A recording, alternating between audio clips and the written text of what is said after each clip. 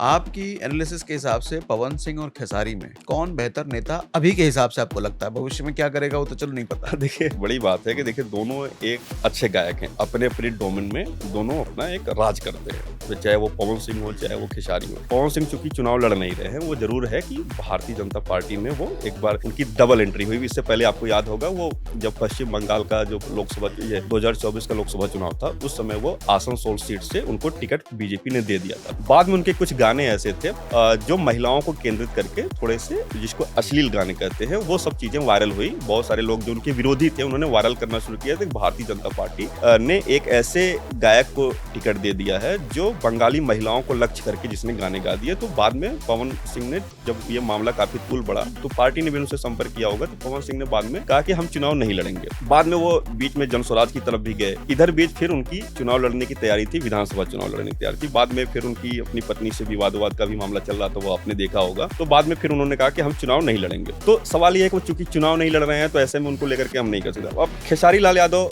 वो अपना चुनाव लड़ रहे हैं, अब बहुत बड़े बड़े वादे कर रहे हैं कि हम ये कर देंगे वो कर देंगे। अब ये है कि वो जब चुनाव जीतते हैं तो देखने वाली बात होगी कि जो भी वादे वो कर रहे हैं वो कितना परफॉर्म करते हैं। और सवाल ये है कि एक जो है कि अब कई बार क्या होता है ना, जब सेलिब्रिटी चुनाव लड़ते हैं, जीत जाएंगे चलो ठीक है, तो उनको तो रहना मजबूरी है। लेकिन अगर आप चुनाव हारते हो, इसके बावजूद अगर आप क्या क्षेत्र में रहोगे तो वहां से काम में लौट जाएगा। तो वहां से जो है पता चलेगा कि भाई इनका राजनीति में ये समर्पित भाव से आ रहे थे या सिर्फ एक जो है अपना भौकाल बनाने के लिए आ रहे थे।